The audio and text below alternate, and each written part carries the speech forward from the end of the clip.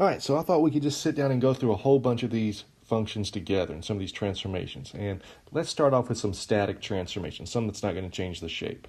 All right, so assuming I've got some function f of x, right, what's going to happen if I perform this particular transformation? Right, so f of x plus 3 minus 8. Right, what am I going to do to that original function?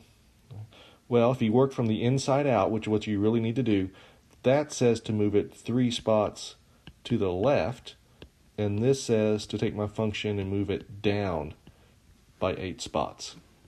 Right?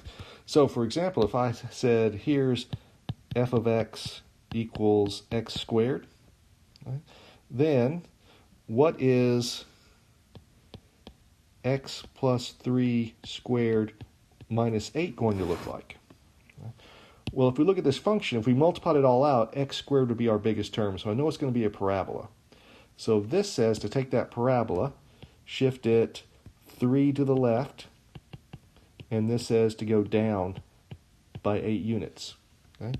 So if I had my basic parabola here, right, that looks kind of like this thing, then what I would do is I would pick it up and first of all go 3 units to the left, and then down 8 units, and draw my parabola right there. So this gives me a pretty quick way to actually graph this thing without having to multiply it all out and plug in a whole lot of points. Okay, so what about this particular function then? If I said to you f of x equals, I don't know, how about x minus 1 squared minus 4. Okay.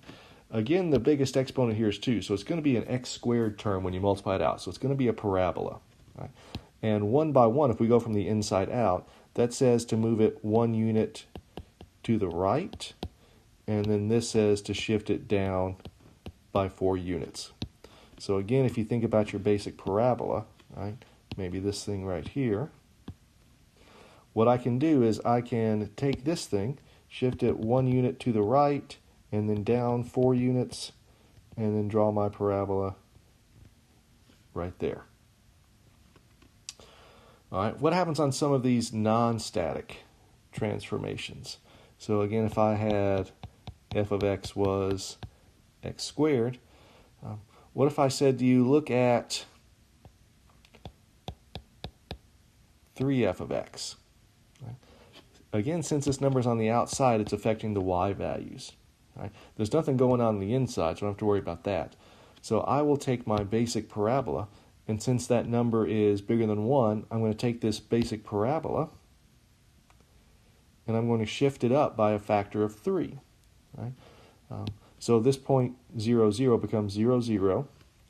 So again, remember, we're just changing the y values. So this point 1, 1 right here gets bumped up to 1, 3. 2, 4 gets bumped up to 2, 12, right? And it's going to look something like this. All right, let's see if we can kind of combine a whole bunch of these things together now. So if I gave you this function, f of x, and it has the point, let's say 6, 12 on this, what's going to happen if I do this? How about 2 times f of x minus 3 plus 5. Again, if you want to figure this out, you need to go from the inside out. So the first thing we need to do is on the inside, that tells me to go right by 3 units.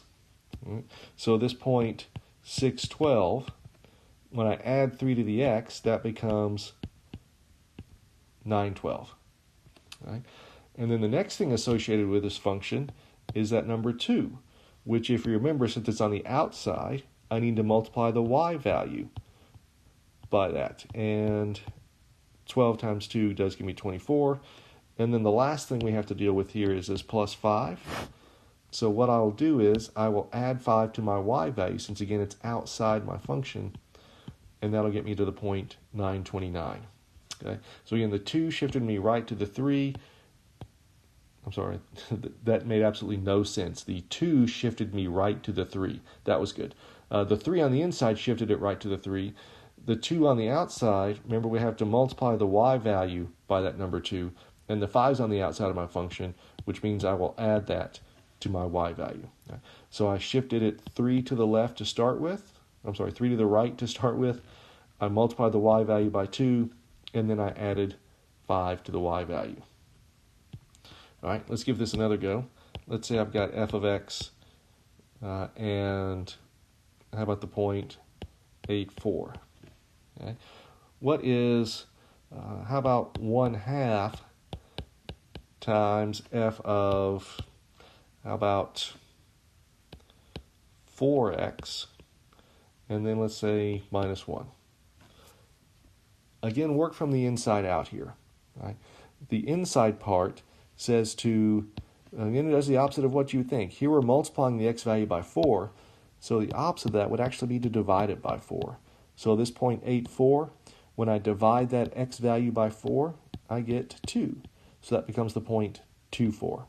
Right? And then we've got that 1/2 to deal with. It's on the outside, so that says to multiply the y value by that number. So 4 times 1/2 becomes a 2. And then this part says to drop your y value by 1. So I will add a negative 1 to that, and it will put me at the point 2, 1. All right, now let me show you one that's actually fairly tricky. These things are pretty good once you get used to them, but this next one does become a little bit trickier. Right? So again, I've got this function f of x, and how about the point 12, 9? What if I gave you this? If I said 3 times f of, how about 2x plus 6 minus 4? Okay. Remember, we're trying to see what the function f of x looks like, not f of 2x. Right? So what we need to do is factor this to start with before we do anything else. So on the inside, that 2x plus 6, if you factor a 2 out, you'll have 2 times x plus 3. Now, I'm not factoring it outside of f. I'm just kind of factoring what's going on the inside right here. Right? And if you factor a 2 out, you can factor like this. And now, remember, let's work from the inside out. So the first thing we want to do is figure out what's happening here. This says to take my points and move it to the left by 3. So this point 12, 9, that's going to get moved right away to the point 9, 9. Right? The next thing on the inside is this number 2. It's on the inside of my function, so it deals with the x values. And since it's 2 times this stuff, the opposite of that would be to divide it by 2. So this will take my x value and divide it by 2. So that 9 will become 9 over 2. All right? And now we can finally move to the outside here. This 3 on the outside says to multiply the y value by 3. So if I take this point, the x value didn't change, so it's still 9/2. But 27 is what I get when I multiply 9 by 3. And then the last step is to deal with that minus 4. And remember, it's on the outside, so I'm going to add that to my y value. And if I take that 4 away, I'm left with 23. All right, so this is how you can actually take any function and start moving points around. Some of these transformations will completely change how your picture looks. Some of these transformations will just pick up your picture and move it around. We're going to be going through section 1.5 in class, so make sure you bring your book with you and that you are ready to go, and I will see you all in our next class period.